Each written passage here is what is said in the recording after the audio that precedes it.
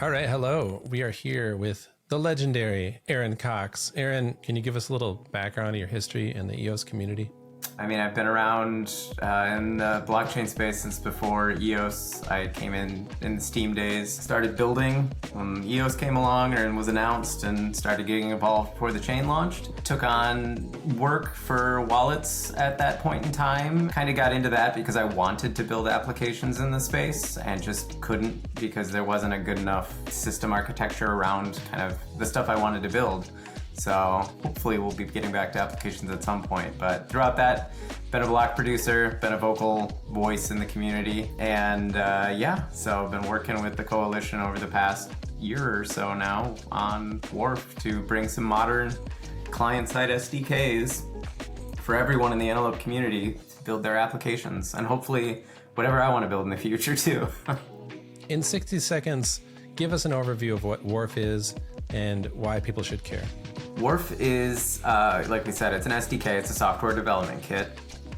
It's a thing that developers would use when they have an idea of some cool application they want to build that gives them kind of all the shapes and like building blocks that they need to build their application. It makes it so, they don't have to go out and invent certain pieces of this blockchain technology before they can get to whatever it is that their idea is. It's also a place that helps connect other people's ideas. In this case, a good example would be like wallets. Developers who are building an app aren't also going to be building a wallet most of the time. So they need those like connective pieces that are going to pull them together and allow them to connect the wallet with their application and then connect their application to the blockchain and then use different APIs and pull all of these different pieces together to like realize what their vision is. So Wharf is a collection of all of that. That was good. I wasn't timing you, but I think you made it pretty close to 60 seconds there.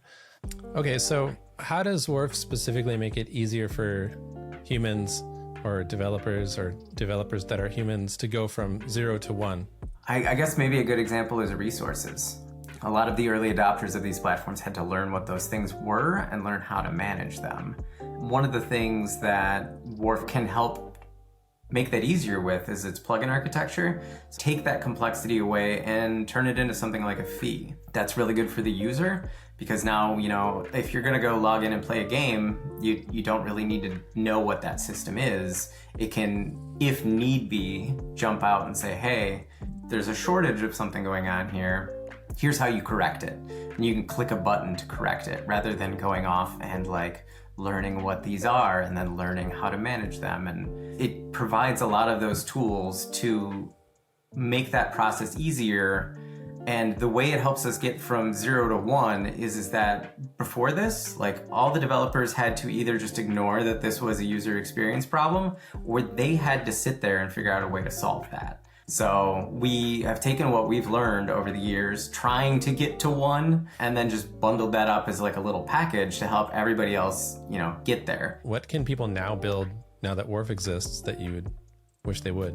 I'd like to see more content systems being built, content-based systems. I do think gaming is primed, maybe not whole games on the blockchain, but subsystems of some games on the blockchain, to use for specific purposes. There's just so much room for us to build a shared space for people to interact together in these systems that were traditionally centralized and could now be decentralized, governed by their own community, controlled by their own community, and just kind of do what we've all experienced in the past, but in a different way, in a better way. With Wharf now pretty much over the finish line, what's next for you in EOS? There's things that are still unsolved, things like account creation. There's still some room in Wharf to grow with our company. Like, we need to build something that's going to be able to help sustain us. So we can't just keep relying 100% on like we're going to be building public goods forever. I think next year in 2024, what we'll probably be looking at is really dividing our focus between let's build a product and then probably also doing a little bit of the part-time on the public goods. Awesome. Super pumped you're still here and building in EOS. Where can people go to learn more about Wharf and Greymass and everything that you do? Well, Greymass is greymass.com, and it's Greymass with an E. But you can also go to wharfkit.com, and that is where we're building kind of as the central hub for you to get involved with Wharf. Awesome. Aaron, thanks so much for being here today on this Fireside Chat. We gaze across the beautiful, calm ocean waters here from the wharf. I'm going to hoist the anchor and head out to sea. You with me? Sounds like an awesome plan. All right.